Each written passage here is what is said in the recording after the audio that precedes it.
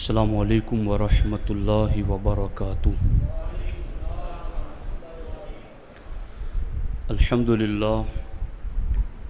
للہ الذی جعل نبینا شاہدا ومبشرا ونذیرا وداعیا الی اللہ بإذنہ وسراجا منیرا، والصلاة والسلام علی النبی حبیبہ المصطفیٰ الذي أرسله بالحق والهدى وعلى آله وأصحابه أولي الصدق والصفاء، أما بعد فأعوذ بالله من الشيطان الرجيم، بسم الله الرحمن الرحيم، خذ العفو وأمر بالعرف وأعرض عن الجاهلين، صدق الله العلي العظيم وصدق رسوله النبی الامین المختار الکریم الرؤوف الرحیم۔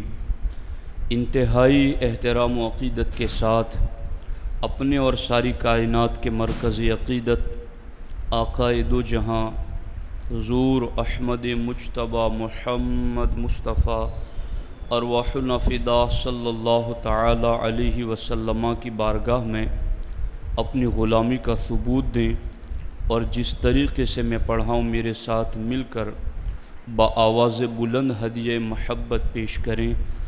الصلاۃ والسلام علیک یا رسول اللہ، الصلاۃ والسلام علیک یا حبیب اللہ، الصلاۃ والسلام علیک یا نبی اللہ، وعلی آلک واصحابک یا نور اللہ، صلی اللہ تعالی علیہ وسلم۔ تیرے خلق کو حق نے عظیم کہا، تیری خلق کو رب نے جمیل کیا، کوئی تجھ سا ہوا ہے نہ ہوگا شہا، تیرے خالق حسن و ادا کی قسم۔ دوستان محترم، ماہ نور، ماہ ربیع الاول کی جلوہ گری ہو چکی ہیں۔ سرکار دو عالم صلی اللہ تعالی علیہ وسلم کی آمد کے مہینے پر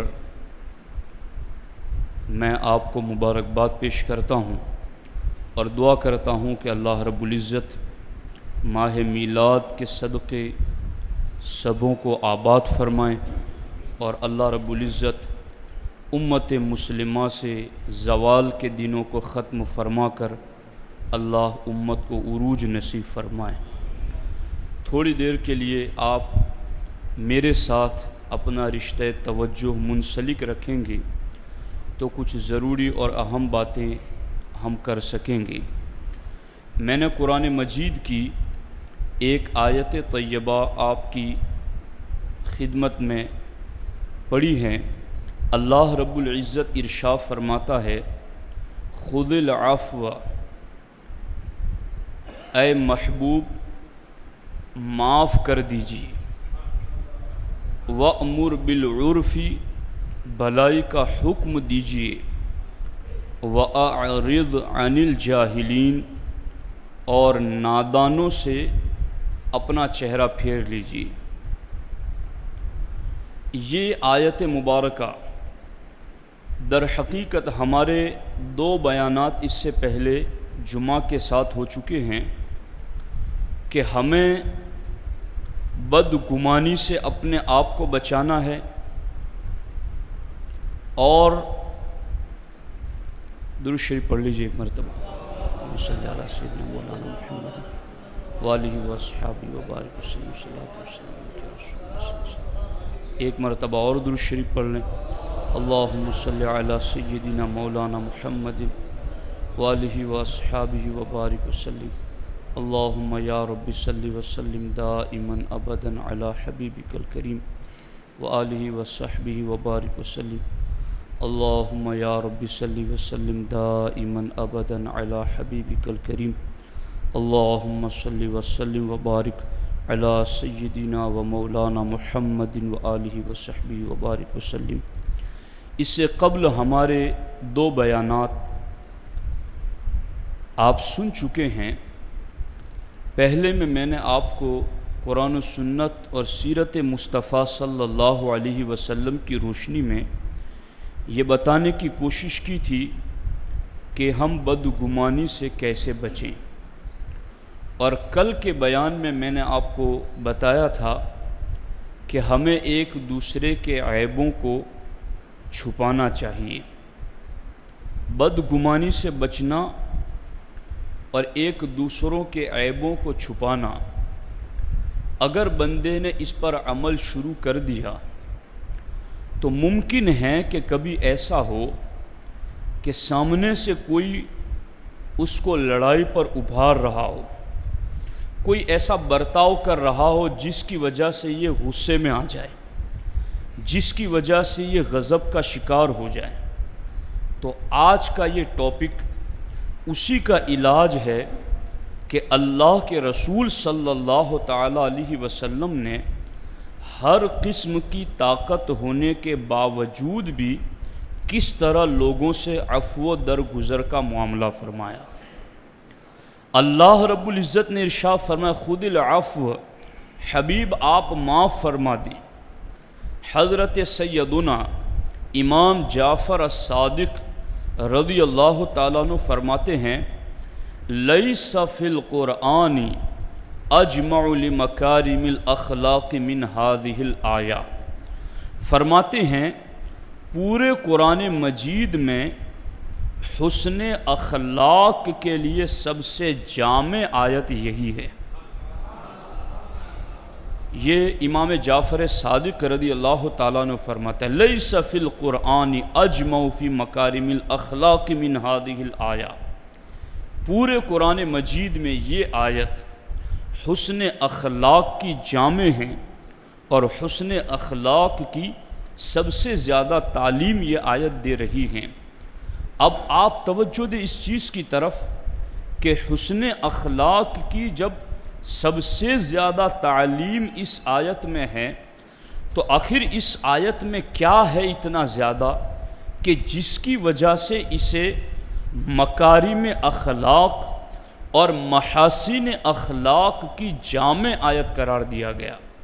تو آپ غور کریں، ہمارے آقا حضور سید عالم صلی اللہ تعالیٰ علیہ وسلم نے جبریل سے اس کے مفہوم کے بارے میں دریافت کیا کہ اے جبرائیل خذ العفو وامر بالعرف واعرض عن الجاہلین، جبرائیل کیا تمہیں خبر ہے کہ اس آیت کا مفہوم کیا ہے؟ اس آیت کے مفہوم کی وسعت کیا ہے؟ اس میں کس قدر معانی اور مفاہیم کا سمندر سمائے ہوئے گئے؟ تو حضرت جبریل امین نے عرض کی یا رسول اللہ صلی اللہ علیہ وسلم، میں اللہ کی بارگاہ سے پوچھ کر آتا ہوں، اور رب کی بارگاہ سے جو جواب ملتا ہے وہ میں آپ تک پہنچاتا ہوں۔ ہمارے آقا علیہ السلام کی بارگاہ میں جبریل امین حاضر ہوئے اور پیغام لائے، حبیب اللہ کا حکم ہے یا محمد صلی اللہ تعالی علیہ وسلم، اس آیت کا مطلب یہ ہے ان اللہ یأمرک ان تصل من قطعک وتعطی من حرمک وتعفو عمن ظلمک۔ حبیب اس آیت کا مفہوم 3 باتیں ہیں۔ پہلی بات تو یہ ہے ان تصل من قطعک، کہ جو آپ سے رشتہ توڑے آپ اس سے رشتہ جوڑیں، وَتُعْتِيَ مَنْ حَرَمَكَ، جو آپ کو محروم رکھنا چاہیں آپ اس کی جھولیاں بھر دیں، وَتَعْفُوَ عَمَّنْ ظَلَمَكَ، اور جو آپ پر ظلم کریں آپ اسے معاف کر دیں۔ اسی لیے تو امام جعفر صادق فرماتے ہیں کہ قرآن میں حسن اخلاق کی سب سے جامع ترین یہ آیت ہے کہ اس آیت کے مفہوم میں 3 باتیں شامل ہیں کہ جو آپ کے ساتھ رشتہ توڑیں آپ جوڑ دیں، جو آپ کو محروم رکھنا چاہیں اسے عطا کریں، جو آپ پر ظلم اور زیادتی کریں آپ اسے معاف کر دیں۔ اب یہ تینوں باتوں پر آپ غور کریں کہ یہ کتنا کٹھن مرحلہ ہے۔ 100 رکعت نماز پڑھنا تو بندے کے لیے آسان ہے، مگر رشتہ توڑنے والے سے سامنے جا کر سلام کرنا یہ اس کے نفس پر بہت گراں ہے۔ اس کے لیے روزہ رکھ لینا تو بڑا آسان ہے، مگر جو بندہ اس پر ظلم اور زیادتی کر چکا ہے اسے معاف کرنا اس کے نفس پر بہت گراں ہے۔ جو اس کو محروم رکھنا چاہتا تھا، اس کے کاروبار کو بند کروانا چاہتا تھا، ساری رکاوٹیں پیدا کرنے کی کوشش کرتا تھا، اس کے باوجود بندہ اس کی جھولی بھر دے، یہ نفس پر بہت کٹھن ہے، مگر اللہ رب العزت نے اپنے حبیب کو حسن اخلاق کا مالک بنایا ہے۔ وَإِنَّكَ لَعَلَىٰ خُلُقٍ عَظِيمٍ، حبیب آپ خلق عظیم کے مالک ہیں۔ آپ کو خلق عظیم کا پابند نہیں کیا گیا، بلکہ خلق عظیم کو آپ کا پابند کر دیا گیا۔ آپ جو کریں گے وہی خلق عظیم ہوگا، آپ جو کہیں گے وہی خلق عظیم ہوگا، آپ کی جو تعلیمات ہوگی وہی خلق عظیم ہوگی۔ اب سرکار دو عالم صلی اللہ علیہ وسلم کو خذ العفو وأمر بالعرف وأعرض عن الجاہلین، اس میں 3 چیزوں کا حکم دیا گیا۔ حبیب جو آپ سے رشتہ توڑتا ہے آپ اس سے جوڑ دیجئے۔ اب اس کی کچھ تفصیل میں آپ کی خدمت میں عرض کرنا چاہتا ہوں کہ یہ رشتوں کو جوڑنا، اس پر کس قدر زیادہ اجر و ثواب ہیں اور اس کے لیے کیسی بشارتیں ہیں۔ آج کئی لوگ یہ کہتے ہیں کہ تم ہمارے ساتھ اچھا سلوک کرو گے تو پھر ہم سے اچھے سلوک کی امید رکھو، اور ہم سے اگر تم برا سلوک کرو گے تو پھر ہم سے برا تم نے نہیں دیکھا ہوگا۔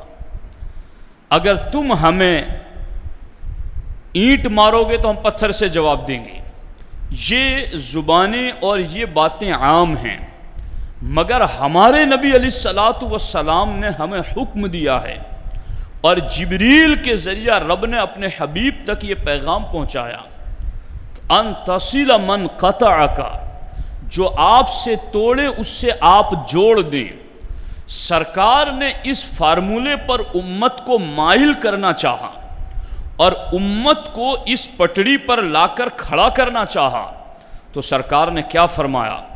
ہمارے آقا علیہ السلام نے فرمایا لیس الواصل بالمکافی وَلَكِنَّ الْوَاصِلَ الَّذِي إِذَا قُطِعَتْ رَحِمُهُ وَصَلَهَا۔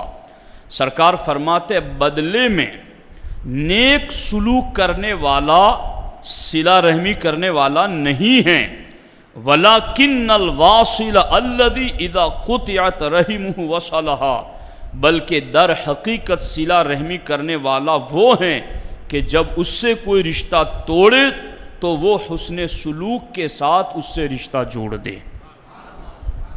تو اب یہ ذہن میں سے ہم بات نکال دیں کہ کوئی ہم سے تو جوڑ کر رکھے گا تبھی ہم جوڑ کر رکھیں گے۔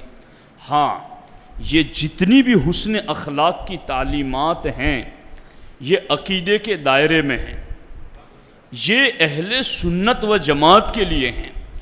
چونکہ جہاں عقیدے کا بگاڑ ہے پھر وہاں رواداری کا شریعت میں حکم نہیں ہے، پھر وہاں آیت اترتی ہے براءۃ من اللہ و رسولی، اللہ رسول ایسے سے بری ہیں، پھر ایسے کے لیے حکم جدا ہیں۔ ایسے کا معاملہ تو پھر یوں ہے کہ تم اسے آنکھ نکال کر غصے سے دیکھو تو اس پر بھی رب راضی ہو جاتا ہے۔ تو یہ جو کچھ بھی ہیں وہ دائرہ شریعت میں ہیں۔ اب ہمارے نبی علیہ الصلاۃ والسلام نے ایک مقام پر فرمایا کہ ڈاواں ڈول اور دوسروں کی رائے پر عمل کرنے والے مت بنو۔ کیا فرمایا؟ ڈاواں ڈول، جانتے ہو کبھی ادھر رائے اس کی جھک گئی، کبھی ادھر رائے اس کی جھک گئی۔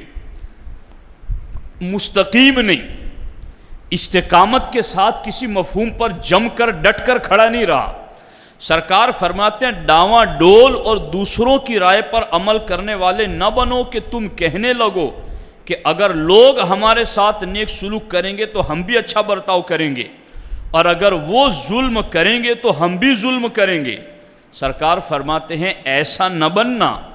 کیسا بننا؟ اپنے دلوں کو اس بات پر مضبوط کر لو کہ اگر لوگ اچھائی کریں گے تو بھی تم اچھائی ہی کرو گے، اور اگر وہ برائی کریں گے پھر بھی تم اچھائی کرو گے۔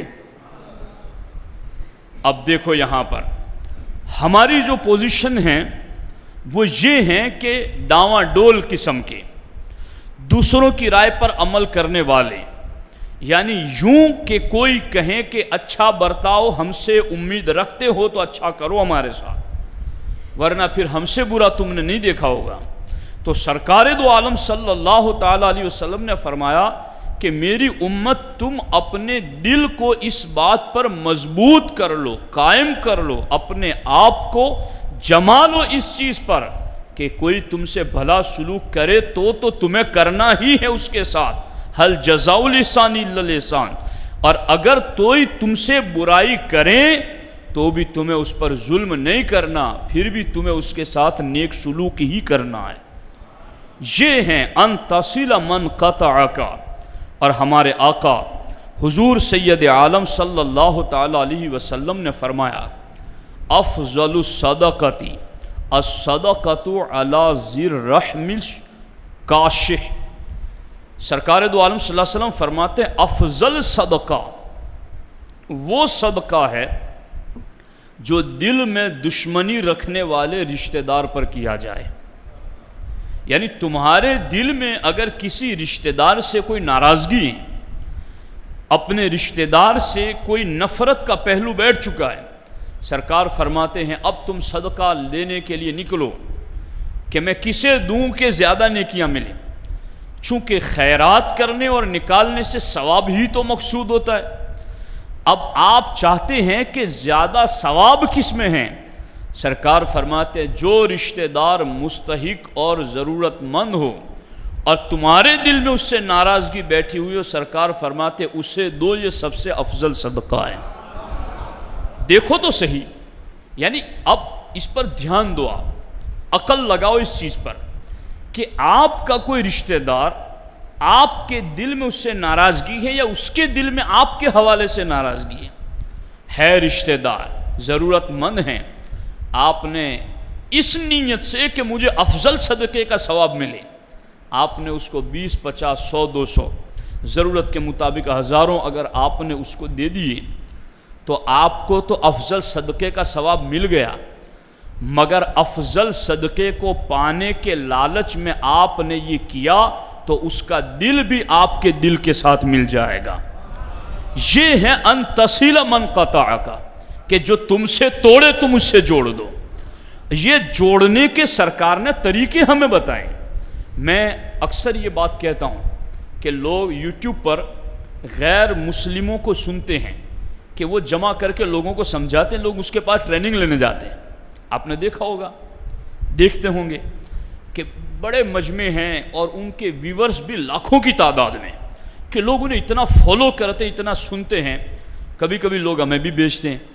تو ہمیں یہ کہنا پڑتا ہے کاش آپ بحیثیت مسلمان اپنے نبی کی سیرت ہی کو پڑھ لیتے اور اس چیز پر توجہ دیتے اسلام میں کیا نہیں ہے کہ ہم کسی کے گھر کاسے گدائی لے کر کے جائیں۔ ہمارے نبی فرماتے ہیں ترکتکم علی ملۃ بیضاء لیلھا کنہارھا، میری امت میں تمہیں ایسا دین دے کر جا رہا ہوں جس دین میں رات میں بھی اتنا اجالا ہے جتنا دن روشن ہوتا ہے۔ اس دین میں اندھیرا ہے ہی نہیں۔ طریقے دیکھو بتائے تمہارے دلوں کو جوڑنے کے لیے، اور سرکار نے یہ بھی تو فرمایا صفوں میں کھڑے ہو جاؤ تو کندھے سے کندھا ملا کر کھڑے رہو، کندھا کیا ملے گا؟ رب دلوں کو ملا دے گا۔ جی کنز العلماء علامہ اشرف آصف جلالی صاحب نے جب یہ ٹاپک چلا تھا کورونا کی وجہ سے انقطاع صف کا کہ اتنے فٹ دور کرو، اگر اللہ آپ کو توفیق دے تو ان کے وہ بیانات سنیے، کئی گھنٹوں پر مشتمل ہے۔ جو حدیث قطع صف پر وعیدوں میں آئی ہیں، خدا کی قسم سن کر کے بندے کے اوپر کپ کپی طاری ہو جاتی، یعنی اتنی سخت حدیث ہے کہ اگر بغیر عذر شرعی کے اگر کوئی یوں صفوں کو کاٹتا ہے، سرکار نے فرمایا کہ اللہ رب العزت اس پر ایسا عذاب بھیجے گا کہ اس کی شکل بدل جائے گی۔ تو آپ دیکھیں اب یہاں صف ملانے والے پر سرکار نے فرمایا جو صف نہیں ملاتا ہے، یا اللہ، سرکار نے دعا فرمایا یا اللہ جو صف کو ملائے تو ان کو اپنی رحمت سے ملا دے۔ تو طریقے بتائے نا ملنے کے، تو رحمت سے بھی مل جائے گا اور مومن کا مومن سے دل بھی مل جائے گا۔ تو طریقے تو سارے ہمارے پاس ہیں، بس یہ کہ اس پر عمل تو کریں، اس ٹاپک کی طرف ہماری توجہ تو جائیں۔ اب دیکھو سرکار دو عالم صلی اللہ تعالی علیہ وسلم نے ایک مقام پر حضرت عقبہ ابن عامر فرماتے ہیں کہ میں نے سرکار سے ملاقات کی تو میں نے آپ کا دست مبارک پکڑ لیا اور عرض کیا حضور مجھے افضل اعمال کی خبر دیجیے کہ افضل اعمال کیا ہیں۔ تو سرکار نے وہی فرمایا، یہ جو جبریل معنی بتانے کے لیے آئے تھے خذ العفو کا، میں اللہ سے پوچھ کر بتا رہا ہوں۔ یہاں سرکار نے نہیں فرمایا کہ میں ٹھہرو تھوڑی دیر بعد میں بتاتا ہوں، چونکہ نبی کا اختیار، نبی کا سارا کام اللہ کی مرضی کے دائرے میں ہوتا ہے۔ اللہ کی مرضی کے دائرے سے ہٹ کر نبی کچھ نہیں کرتی، چونکہ رب نے فرمایا نا ما ینطق عن الہوی ان هو الا وحی یوحی۔ تو اب دیکھو یہاں پر حضور علیہ السلام کا ہاتھ پکڑ کر پوچھا حضور افضل اعمال بتائیے، تو سرکار نے فرمایا اے عقبہ صل من قطعک واعطی من حرمک واعرض عمن ظلمک۔ سرکار نے فرمایا جو تم سے کٹے تم اس سے ملو، جو تمہیں محروم کرے تم اسے عطا کرو، اور جو تم پر ظلم کرے تم اس سے درگزر کرو۔ سرکار فرماتے یہ افضل اعمال ہیں، افضل اعمال ہیں، جو عام نیکیاں ہم کرتے ان میں افضل اعمال ہیں۔ اور ایک مقام پر میرے آقا علیہ السلام نے فرمایا، اب یہ تو ہر بندہ کہتا ہے نا مولانا دعا کرو رزق میں برکت ہو جائے، ہر بندہ کہتا ہے مولانا دعا کرو بیماریاں دور ہوں تاکہ عمر میں برکت ہو جائے۔ سرکار دو عالم صلی اللہ علیہ وسلم نے فرمایا من اراد ان یمد فی عمرہ ویبسط فی رزقہ فلیصل رحمہ۔ سرکار فرماتے جو یہ چاہتا ہے کہ اس کی عمر بڑھا دی جائے اور اس کا رزق بڑھا دیا جائے تو وہ نیک سلوک کرنا شروع کر دیں، صلہ رحمی شروع کر دیں، رشتوں کو جوڑنا شروع کر دیں۔ اور ہمارے نبی حضور سید عالم صلی اللہ تعالی علیہ وسلم نے ایک مقام پر فرمایا اسرع الخیر ثوابان البر وصلۃ الرحم۔ سرکار فرماتے جس نیکی پر بہت جلد ثواب ملتا ہے وہ ہے حسن سلوک اور وہ ہے صلہ رحمی، جلد نیکی ملتی۔ اور سرکار فرماتے اسرع الشر عقوبتان البغی وقطیعۃ الرحم۔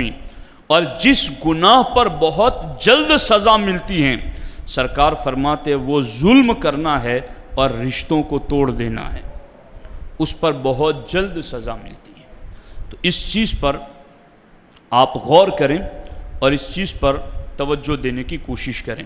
ہمارے آقا حضور سید عالم نور مجسم شفیع معظم صلی اللہ تعالی علیہ وسلم سے جب یہ بات ہوئی کہ حضور ان تصل من قطعک، کہ جو آپ سے توڑے آپ اس کے ساتھ جوڑ دے، اس سلسلے میں یہ تو سرکار کے حکم تھے جو سرکار نے امت کو بتائیں، مگر اب سرکار کا پریکٹیکل کیا ہے، سرکار کی سیرت کا پہلو اس بارے میں کیا ہے۔ تو اس سلسلے میں میں آپ کو چند روایتیں اور سنانا چاہتا ہوں۔ ایک مرتبہ درود پاک پڑھ لیں۔ اللہم صلی وسلم وبارک علی سیدنا و مولانا محمد وآلہ وصحبہ وبارک وسلم صلاۃ و سلام علیک یا رسول اللہ صلی اللہ تعالی علیہ وسلم۔ ہمارے آقا حضور سید عالم صلی اللہ تعالی علیہ وسلم کے ایک صحابی ہیں جن کا نام حضرت زید بن سعنہ ہے۔ وہ اپنے ایمان لانے کا واقعہ خود بتاتے ہیں کہ میرے ایمان لانے کا واقعہ کیا بنا۔ زید بن سعنہ یہودیوں کے بہت بڑے عالم تھے، ان کی کتابوں کے جانکار اور کتابوں کے پڑھائے ہوئے بندے تھے۔ حضرت زید بن سعنہ کہتے ہیں کہ میں نے تورات میں نبی آخر الزمان صلی اللہ تعالیٰ علیہ وسلم کی ساری صفتیں پڑھ لی تھی، مگر دو صفتیں ایسی تھی جو میں نے حضور کے حوالے سے پڑھی تو تھی، مگر حضور کی ذات میں ابھی تک میں نے چیک نہیں کی تھی، اور ان دو صفتوں کو میں نے اپنی آنکھوں سے دیکھا نہیں تھا۔ انہوں نے فرمایا وہ دو صفتیں یہ تھی کہ اللہ نے تورات میں آخری نبی صلی اللہ علیہ وسلم کے حوالے سے یہ کہا تھا کہ جو آخری نبی ہوں گے آپ میں غضب کی جگہ حلم ہوگا، غضب یعنی غصے کی جگہ حلم، بردباری، نرمی ہوگی۔ اور دوسری صفت اس آخری نبی کی یہ ہوگی کہ کوئی ان کے ساتھ کتنا بھی جہالت کا سلوک کرے ان کا حلم بڑھتا جائے گا، یعنی کوئی ان کو کتنا بھی غصہ دلانا چاہے ان کی نرمی بڑھتی ہی جائے گی۔ یہ دو صفتیں زید بن سعنہ کہتے ہیں میں نے پڑھی تھی، مگر ابھی تک میں نے یہ دو صفتیں ان میں دیکھی نہیں تھی، تو میں ان کے قریب رہنے لگا تاکہ میں کسی طرح سے یہ دو صفتیں ان میں دیکھ سکوں۔ ایک مرتبہ اللہ کے رسول صلی اللہ تعالیٰ علیہ وسلم اپنے گھر سے باہر تشریف لائے اور آپ کے ساتھ حضرت مولا علی رضی اللہ تعالیٰ عنہ بھی تھے۔ ایک سوار جانور پر بیٹھ کر آیا جو بظاہر کوئی گاؤں کا رہنے والا لگتا تھا۔ سرکار کی بارگاہ میں آ کر عرض کرنے لگا حضور فلاں قبیلے کے لوگ ایمان لے آئے ہیں، میں ان سے کہا کرتا تھا کہ تم ایمان لے آؤ تمہارے رزق میں برکت ہوگی۔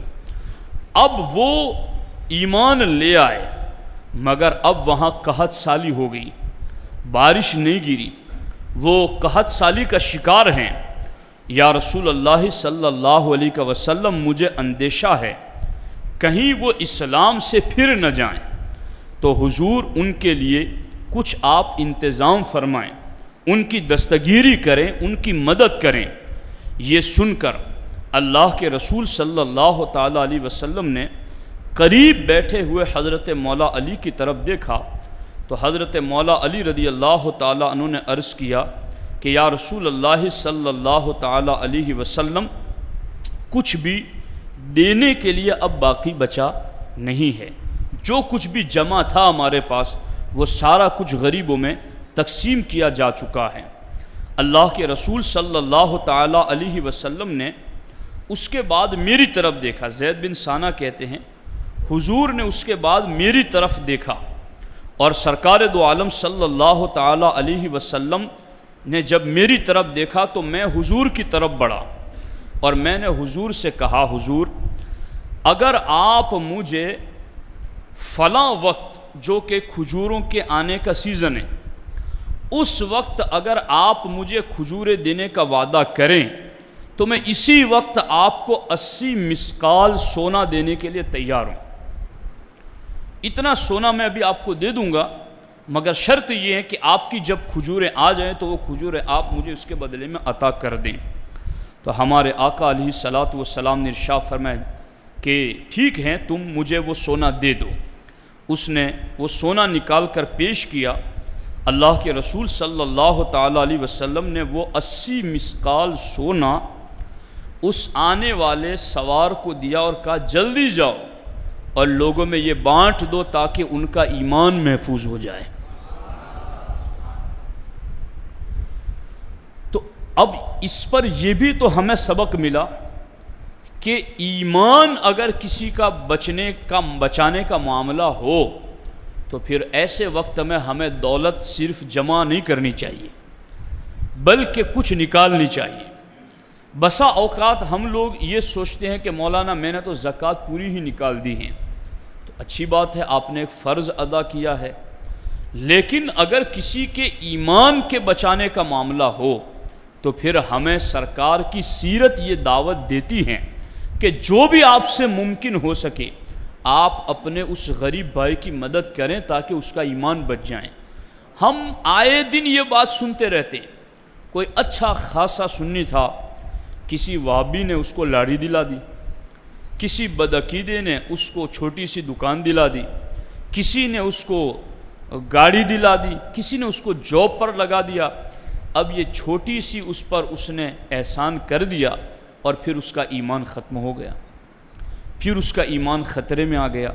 تو اللہ کے رسول صلی اللہ تعالیٰ علیہ وسلم نے کھجور دینے کے وعدے پر اس سے 80 مسقال سونا لے کر کے اس گاؤں سے آنے والے شخص کو دے کر کہا جتنا ہو سکے یہ سونا لے جا کر ان میں پہنچا دو تاکہ کسی بھی طرح سے ان کا ایمان محفوظ ہو جائے۔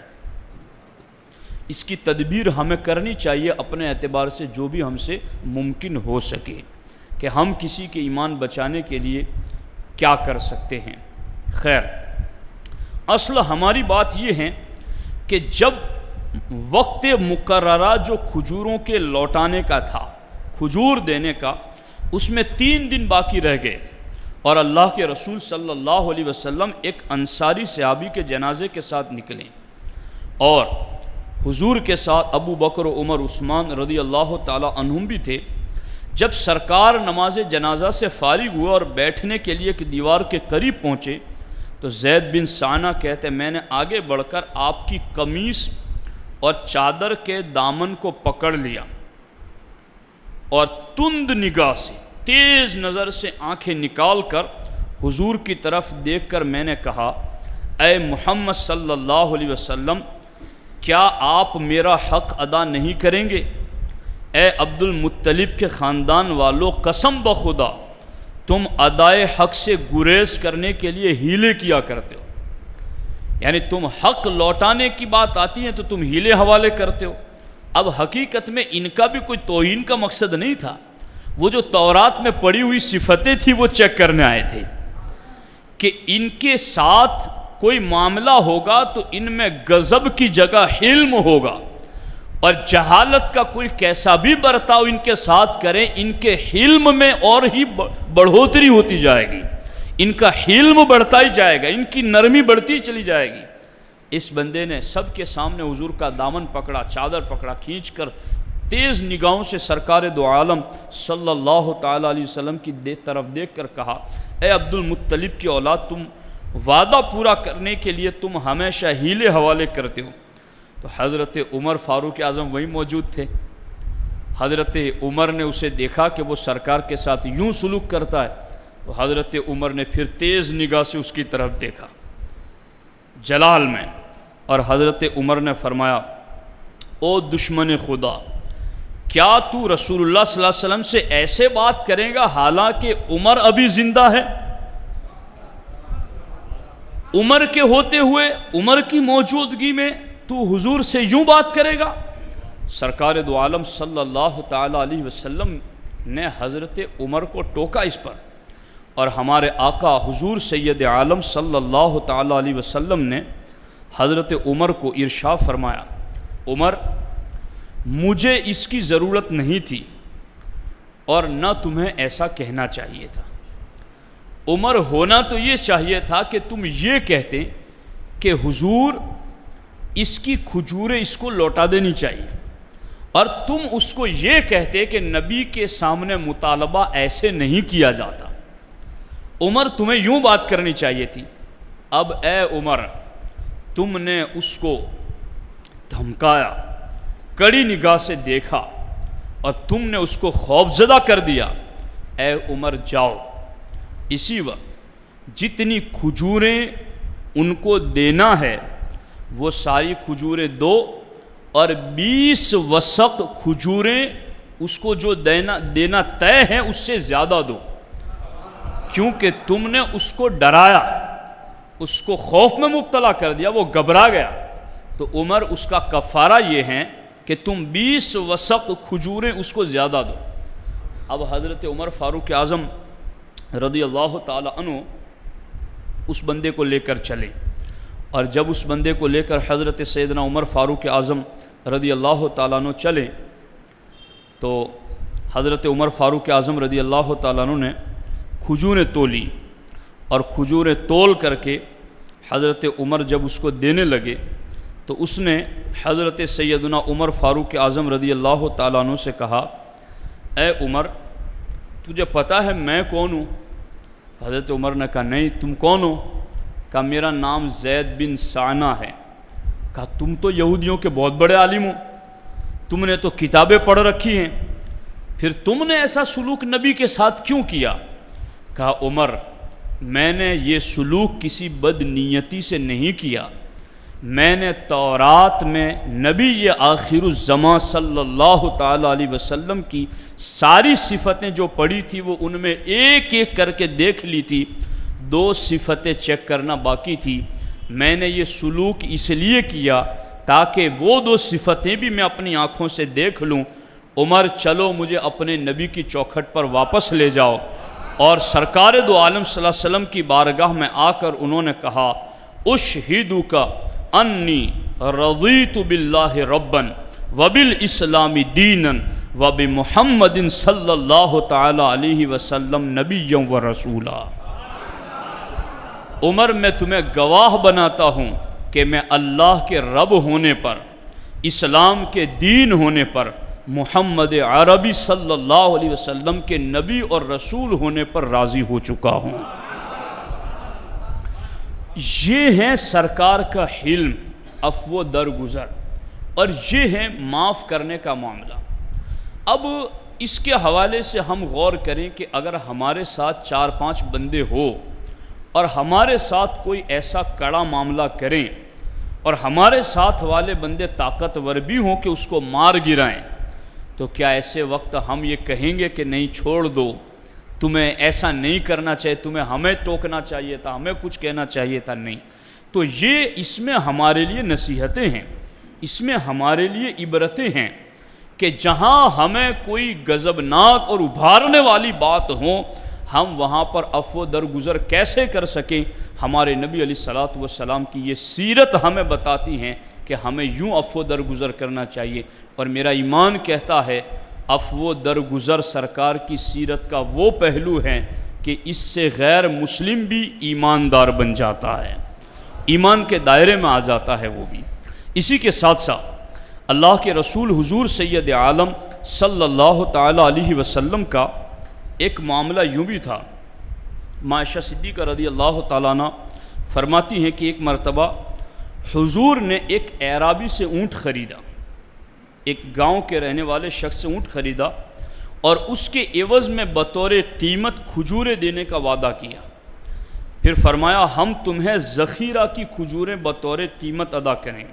ذخیرہ ایک خاص جگہ کا نام تھا جہاں کی کھجوریں اچھی کوالٹی کی ہوتی تھی، تو وہ تمہیں دیں گے۔ سرکار گھر تشریف لائیں اور ذخیرہ کی کھجوروں کو تلاش کیا لیکن وہ نہ ملی، تو حضور اس اعرابی کے پاس تشریف لے گئے پھر سے، اور فرمایا اے اللہ کے بندے ہم نے تجھ سے اونٹ خریدا ہے اور اس کے بدلے میں تمہیں ذخیرہ کی کھجوریں دینے کا وعدہ کیا، لیکن اس قسم کی کھجوریں اب ہمارے پاس نہیں ہیں۔ تو اس اعرابی نے کہا واہ غدرا، واہ غدرا، ہائے دھوکہ بازی، معاذ اللہ، ہائے دھوکہ بازی۔ تو ایک صحابی رسول وہاں پر موجود تھے، اس بات پر اسے جھڑکا اور اسے ٹوکا کہ حضور کے حوالے سے یوں بات کرتا ہے۔ تو سرکار دو عالم صلی اللہ علیہ وسلم نے اس صحابی کو منع کرتے ہوئے کہا اسے کچھ نہ کہو، فَإِنَّ لَصَاحِبَ الْحَقِّ مَقَالًا، حقدار کو بات کرنے کی اجازت ہے۔ یہ سرکار کا حلم اور یہ ہے سرکار کا عفو درگزر کا معاملہ۔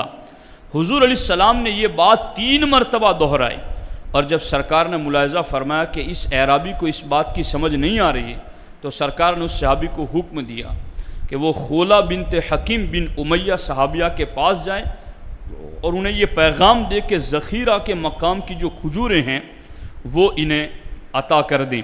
وہ صحابی گئے اور جتنی بھی ان کو دینا طے پایا تھا وہ ساری ان کو دے دی، اور پھر وہ کھجوریں لینے کے بعد کہنے لگا سرکار کو جزاک اللہ خیراً وقد اوفیت واطیبت، اللہ تعالیٰ آپ کو جزائے خیر عطا فرمائے، بے شک حضور نے میرا حق پورا پورا ادا کر دیا اور بڑی عمدگی سے ادا کیا ہے۔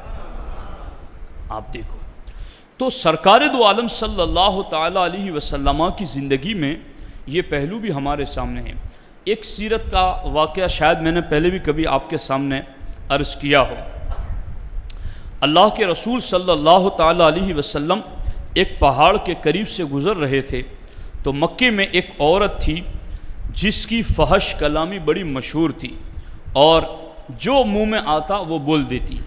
ہمارے آقا حضور سید عالم صلی اللہ تعالیٰ علیہ وسلم کا وہاں سے گزر ہوا۔ سرکار دو عالم صلی اللہ علیہ وسلم ایک پہاڑ پر بیٹھ کر سرید تناول کر رہے تھے، گوشت کے شوربے میں روٹی ملا کر کھانے کو سرید کہتے ہیں۔ سرکار پہاڑ پر بیٹھ کر سرید تناول کر رہے تھے۔ اس عورت نے جب دیکھا تو حضور سے کہا کہ کیا غلاموں کی طرح کھانا کھا رہے ہیں؟ یوں سرکار دو عالم صلی اللہ تعالیٰ علیہ وسلم کو کہا تو ہمارے نبی علیہ الصلوۃ والسلام نے ارشاد فرمایا ایو عبد اعبد منی، مجھ سے بڑھ کر کے اپنے رب کا عبد اور غلام اور کون ہو سکتا ہے؟ یہ سرکار دو عالم صلی اللہ تعالیٰ علیہ وسلم نے جواب دیا تو اس کو خلاف توقع خلاف امید یہ جواب ملا، چونکہ اگر کوئی ایسا جواب دیتا تو سامنے والا ایک سنائے تو چار سنا دے، مگر یہ تو نبیوں کے امام ہیں جن میں غضب کی جگہ حلم ہے اور جہالت کا برتاؤ کرنے پر ان کے حلم میں اور زیادہ بڑھوتری ہوتی، اضافہ ہوتا ہے، حلم بڑھتا چلا جاتا ہے، نرمی بڑھتی چلی جاتی ہے۔ اب اس نے یہ کہا تو سرکار نے یہ جواب دیا، اس کے قدم بالکل ٹھہر گئے اور اس نے پھر دوسرا سوال کیا کہ اکیلے اکیلے کھاتے ہو، ہمیں نہیں کھلاؤ گے؟ تو سرکار دو عالم صلی اللہ تعالیٰ علیہ وسلم نے فرمایا آ جاؤ ہم تمہیں بھی کھلائیں گے۔ جب وہ قریب آئی تو سرکار دو عالم صلی اللہ علیہ وسلم نے اپنے ہاتھ سے لقمہ بنا کر اسے کھلانا چاہا تو اس کی بھی عجیب قسمت چمک گئی، چونکہ جو سرکار کے سامنے آ جائے تو پھر یہ تو مشکات نبوت ہے سینہ پاک، جہاں سے انوار پھوٹتے ہیں، تو جب وہ مقابل سینے کے آ گئی تو اب اس نے کہا مجھے وہ لقمہ نہیں چاہیے جو آپ کے ہاتھ میں، مجھے وہ لقمہ چاہیے جو آپ کے منہ میں ہے، وہ لقمہ آپ مجھے دیں۔ کیا خوش قسمت تھی، سرکار دو عالم صلی اللہ علیہ وسلم نے منہ سے نکال کر وہ متبرک لقمہ اس کے منہ میں رکھا۔ سیرت کی کتابوں میں لکھا ہے وہ لقمہ حلق سے کیا اترا، اس عورت کی ساری بد اخلاقیاں وہیں پر ختم ہو گئی اور وہ پاکیزہ کردار خاتون ہو گئی۔ تو اب دیکھو اللہ کے رسول حضور سید عالم صلی اللہ تعالیٰ علیہ وسلم کا حلم دیکھو۔ عائشہ صدیقہ رضی اللہ تعالیٰ عنہ فرماتی ہیں کہ سرکار نے اپنی ذات کے لیے کبھی کسی سے انتقام نہیں لیا، ہاں اللہ کا حق اگر آیا تو پھر اس سے بدلہ اللہ کے حق کے لیے لیا۔ جیسا کہ کسی نے کوئی گناہ کیا اور اس پر حد جاری کرنی ہوئی، کسی نے کوئی جرم کیا اور اس پر قصاص کی حد لگانی ہوئی، تو پھر اس کے اوپر وہ حد لگائی وہ اللہ کے قانون کے لیے، لیکن سرکار دو عالم صلی اللہ علیہ وسلم نے اپنے ذاتی انتقام کے لیے کبھی سرکار دو عالم صلی اللہ علیہ وسلم نے کسی سے بدلہ نہیں لیا ہے۔ تو آپ دیکھیں اللہ کے رسول حضور سید عالم صلی اللہ تعالیٰ علیہ وسلم کی زندگی میں حلم، عفو، درگزر، کرم، معاف کر دینا، درگزر کرنا یہ کتنا زیادہ ہے۔ اب ہماری زندگیوں میں میاں بیوی کا مسئلہ ہو، باپ بیٹے کا مسئلہ ہو، پڑوسیوں کا مسئلہ ہو، چھوٹے بڑے کا مسئلہ ہو، دوستوں کا مسئلہ ہو، سہیلیوں کا مسئلہ ہو، زندگی کے جتنے بھی ہمارے رشتے ہو سکتے ہیں ان تمام رشتوں میں دراڑیں جو پڑتی ہیں، ناچاکیاں جو ہوتی ہیں، دوریاں جو بڑھتی ہیں، اس کی سب سے بڑی ایک وجہ یہ بھی ہے کہ ہم عفو، درگزر، معاف کرنا یہ ہماری زندگیوں سے نکل چکا ہے۔ اگر ہم حضور علیہ الصلوۃ والسلام کی سیرت سے نصیحت لیتے ہوئے معاف کرنا، درگزر کرنا، لیٹ گو کرنا اور اپنے آقا علیہ السلام کی سیرت پر عمل کرتے ہوئے اگر اس سیرت کو اپنی زندگیوں میں داخل کریں گے تو انشاءاللہ الرحمن سیرت مصطفیٰ میں اللہ نے وہ نور رکھا ہے، جو اس پر عمل کرے گا وہ بھی منور ہو جائے گا، وہ بھی با کردار ہو جائے گا، اس کی بھی زندگی کے اندر نکھار آ جائے گا۔ اب آپ دیکھیں کہ سرکار دو عالم صلی اللہ علیہ وسلم نے فرمایا کہ جو تم سے توڑے تم اس سے جوڑو، اس پر بھی میں نے حدیثیں بتا دی، اور جو تم پر زیادتی کریں تم اس پر رحم کرو، معاف کر دو، اور جو تمہیں محروم رکھنا چاہیں تم اس کی جھولیاں بھر دو۔ ہمارے آقا حضور سید عالم صلی اللہ تعالیٰ علیہ وسلم اور آپ کے صحابہ مکے سے ہجرت فرما کر جب چلے آئے مدینہ، ان کے گھروں پر قبضہ کر لیا، ان کی زمین جائیداد دکانوں پر قبضہ کر لیا اور سارا کچھ لے لیا، مگر جب مکہ فتح ہوا اور سرکار دو عالم صلی اللہ تعالیٰ علیہ وسلم کعبے کے اندر داخل ہوئے، سارے بت گرا دیے، اب پورے صحن حرم میں مجرمین کھڑے ہیں اور دلوں میں یہ پکا یقین ہے کہ ابھی ہماری گردنیں قلم کر دی جائے گی، مگر حضور علیہ الصلوۃ والسلام نے ان سے کہا کہ تم مجھ سے کیسی امید رکھتے ہو کہ میں تمہارے ساتھ کیا سلوک کروں گا؟ تو انہوں نے ساروں نے مل کر کہا خیرن اخ کریم و ابن اخ کریم، ہم تم سے بھلائی ہی کی امید رکھتے ہیں، تم خیر کرنے والے باپ کی خیر کرنے والی اولاد ہو، ہمیں تم سے خیر ہی کی امید ہے۔ تو سرکار دو عالم صلی اللہ تعالیٰ علیہ وسلم نے فرمایا آج میں تمہیں وہی کہوں گا جو میرے بھائی یوسف علیہ السلام نے اپنے بھائیوں سے کہا تھا، لا تثریب علیکم اليوم یغفر اللہ لکم وہو ارحم الراحمین۔ یہ قرآن کی آیت ہے۔ جب حضرت یوسف علیہ السلام کے سامنے ان کے بھائیوں کا جرم کھل گیا تو حضرت یوسف علیہ السلام نے کہا تھا کہ آج تم پر کوئی ملامت نہیں، کوئی جھڑکی بھی نہیں، کوئی ڈانٹ ڈپٹ نہیں، بلکہ میں دعا کرتا ہوں کہ اللہ تمہیں بخش دے اور وہ بخشنے والا مہربان ہے۔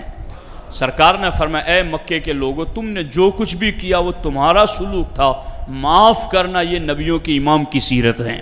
سرکار نے فرمایا اذهبوا وانتم الطلقاء، جاؤ میں نے تم سب کو آزاد کر دیا ہے۔ تو یہ دیکھو یہ چیزیں کہ سرکار دشمنوں کو معاف کر رہے ہیں، ہم کنہیں معاف نہیں کر رہے ہیں؟ اپنوں کو، اہل ایمان کو، رشتہ داروں کو، اپنے بھائیوں کو، اپنی بہنوں کو، اپنے پڑوسیوں کو۔ تو ایسا نہ ہو کہ 12 دن تک تو سرکار کی محفل میں جائیں اور آنے کے بعد بھی ہمارے رویے میں کوئی تبدیلی نہ ہو اور ہم کچھ سیکھ کر نہ آئیں اور ہماری زندگیوں میں کوئی چینجنگ نہ ہو۔ تو ساتھیوں ہم اگر ایسا کریں گے تو ہم محروم رہیں گے، اس لیے ہم پر لازم ہے کہ ہم سرکار دو عالم صلی اللہ تعالیٰ علیہ وسلم کی سیرت کے اس عظیم پہلو سے نصیحت حاصل کرتے ہوئے جو ہم سے رشتہ توڑیں ہم اس سے جوڑنے کی کوشش کریں، جو ہم پر زیادتی کریں ہم اس کو معاف کرنے کا رویہ اپنائیں، اور جو ہمیں محروم رکھنے کی کوشش کریں ہم اس کو بھی دینے کا جذبہ رکھیں۔ اور میں یہ سمجھتا ہوں یہ سرکار کی ذہانت کی بھی دلیل ہیں اور اصل میں یہ نبوت ہی کا فیضان ہے کہ اب کوئی آپ کو محروم رکھنا چاہتا تھا اور آپ اس کو عطا کرنے لگیں تو شرمندگی کسے ہوگی؟ اسی کو ہوگی۔ اور جب وہ محروم رکھنا چاہتا تھا آپ کو، اب آپ اس کو دینے لگے تو اسے بھی تو یقین ہوگا کہ میں نے جو کیا تھا وہ غلط کیا تھا، اب مجھے اس کے ساتھ ایسا نہیں کرنا چاہیے۔ تو یہ احساس دلانے کا چانس آپ کے پاس تھا، اس کے پاس نہیں تھا۔ آپ یہ احساس اس کو دلا سکتے تھے چونکہ اس نے آپ کے ساتھ یہ سلوک کیا تھا۔ اب زیادتی کوئی کر رہا ہے تو معاف کرنے کا تو اب حق آپ ہی کے تو پاس ہے جی۔ زیادتی آپ پر اس نے کیا تو معاف کون کرے گا؟ وہ آپ ہی تو کریں گے۔ اسی طریقے سے اگر کسی نے توڑا ہے رشتہ آپ سے تو اب آپ کے لیے یہ چانس ہے نا کہ آپ اس سے جوڑیں سامنے سے، تاکہ دنیا میں ایک انسانیت کا ماحول ہے۔ اس لیول سے اگر کوئی غیر مسلم بھی ہیں اور ہم یہ دیکھتے ہیں کہ غیر مسلم ان باتوں پر ڈسکس کرتے ہیں کہ دیکھو کیسی تعلیمات دی ہیں۔ سرکار نے فرمایا انصر اخاک ظالما او مظلوما، سرکار نے فرمایا اپنے بھائی کی مدد کرو، ظالم ہو یا مظلوم ہو۔ تو سرکار نے پوچھا حضور مظلوم ہو اس کو کوئی مار رہا ہو تو مدد کرنا سمجھ میں آتا ہے، وہ ظالم ہو تو اس کی مدد کیسے کریں؟ سرکار نے فرمایا اس کے ہاتھ پکڑ لو، اسے ظلم کرنے سے بچا لو، یہی تو اس کی مدد کرنا ہے۔ تو سیرت مصطفیٰ صلی اللہ تعالیٰ علیہ وسلم میں یہ سارے پہلو موجود ہیں، اس کی طرف توجہ دیں اور عمل کرنے کی کوشش کریں۔ اللہ رب العزت کی بارگاہ میں دعا ہے رب ذوالجلال ہم سب کو ان کہی ہوئی سنی ہوئی باتوں پر عمل کی توفیق عطا فرمائیں۔